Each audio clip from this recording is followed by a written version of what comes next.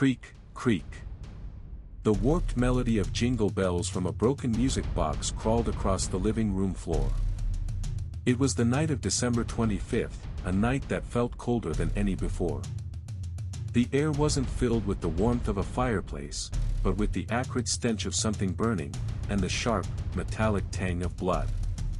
Every time the red lights of the Christmas tree blinked, a grotesque shadow danced behind Min Hyuk, who was huddled in a corner. The sleeve of his crisp white shirt was soaked in crimson, and as he trembled, red droplets fell onto the smartphone in his hand.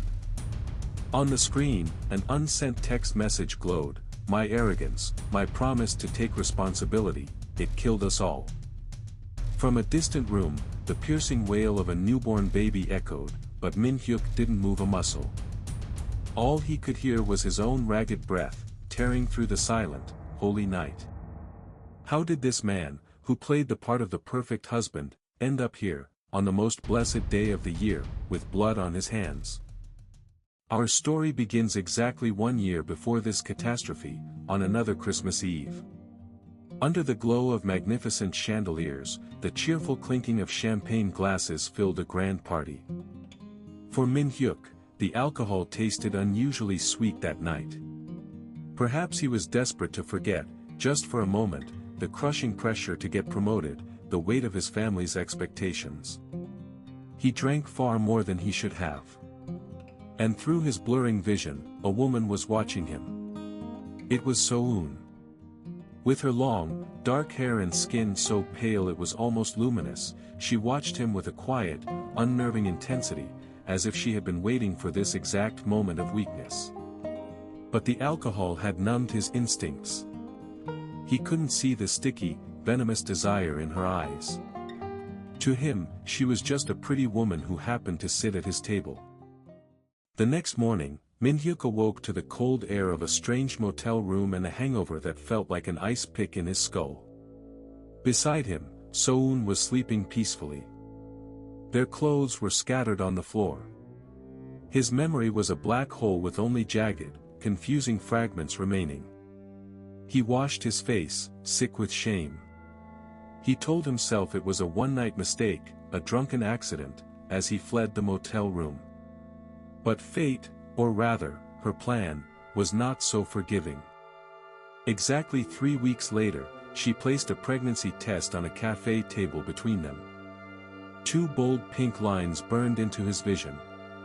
So-eun just stared down at her hands, her silence a noose tightening around his neck.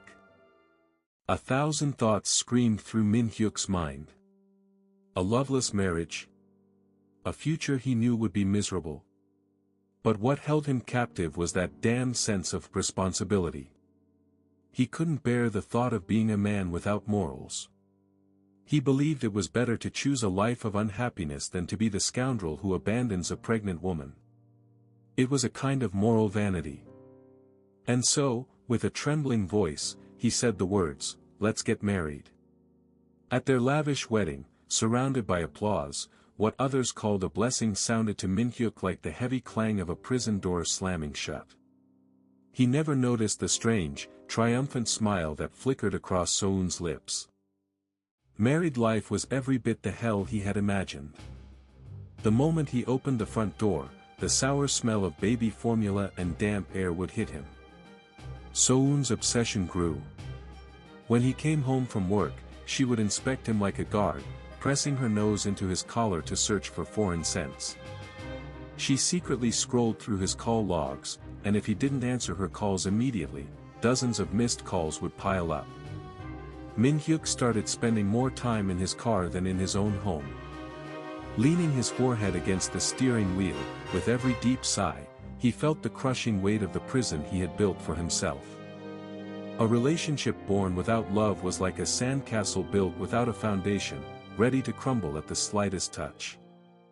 Then one day, as December approached once more, an unmarked envelope arrived at his office. Min Hyuk's fingers trembled as he tore it open. Inside was a photograph from that night, 1 year ago. It showed him completely passed out on a bar sofa. But something was wrong.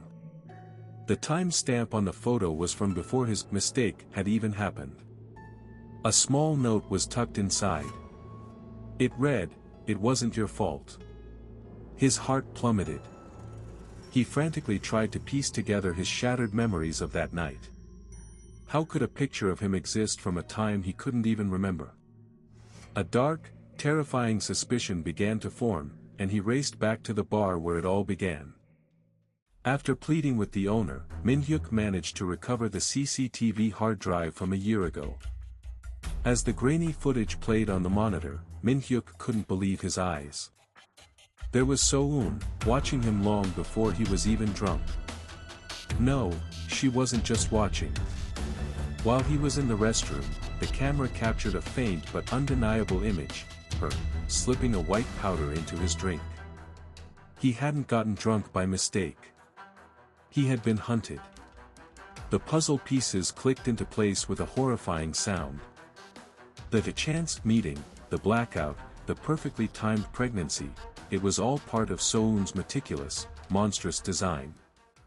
He rushed home. So-eun was out with the baby, giving him a chance to tear the house apart. In their bedroom, he broke open a locked drawer and nearly screamed. Inside were bottles of sleeping pills and a scrapbook filled with hundreds of photos of him, from his college days to pictures of him walking to work just last week. So-eun wasn't some woman he'd met by chance. She was a stalker who had been watching him for years, waiting for the perfect moment to claim him. Then he found it. Tucked in a corner of the drawer was her maternity book. The conception date was 2 weeks before their night together. The book slipped from his numb fingers and hit the floor. He felt the blood turn to ice in his veins. It was Christmas night once more. The front door opened and So-eun walked in, smiling brightly as if nothing was wrong. "Honey, I'm home." Her face, once a mask of innocence, now looked like a devil's disguise. With a shaking hand, Min-hyuk threw the CCTV photos and the maternity book onto the dining table. Silence. The only sound was the tinny jingle of the music box. Slowly, So-eun's expression began to change. It wasn't shock or fear. It was amusement. She smiled, a twisted, grotesque smile, like a child caught in a game. "Oh, you finally found out? That's a shame. I wanted to play a little longer." The words that came out of her mouth were enough to shatter his sanity. She sat on the sofa, crossed her legs, and began to tell the truth as if she were gossiping about a stranger. "That night, nothing happened between us. You were passed out from the drugs I gave you." She confessed she'd had a crush on him for years, and when he didn't notice her, she resorted to this. The child was another man's. She had used the baby as a tool to trap him, preying on his one weakness, his sense of duty. "You're such a good person, Min-hyuk. So responsible. I knew you'd step up and be a father to my baby." Every word was a poisoned dagger twisting in his heart. The family he tried to protect, the life he felt responsible for, it was all a lie. A phantom built on a foundation of deceit. Betrayal, futility, and a burning rage at his own foolishness erupted like lava. Min-hyuk's vision turned red. He let out an animalistic roar and lunged at her. The music box on the table crashed to the floor, the Christmas tree toppled over in a shower of shattering glass. His hands closed around her throat, pouring a year of silent agony into his grip. And as she struggled for air, she smiled at him. Even in her final moments, she smiled, as if this violent, tragic end was exactly what she had wanted all along. Blood bloomed across the broken glass as the silenced music box twitched, its broken gears still trying to churn out a final, haunting Christmas carol. He didn't know how much time had passed. The distant wail of police sirens finally sliced through the haze.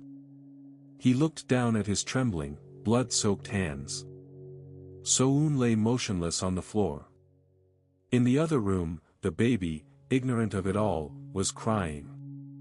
Min-hyuk stared blankly out the window. Fat, white snowflakes were falling, just like last year. The world outside was pure and beautiful, but his world was now drenched in blood.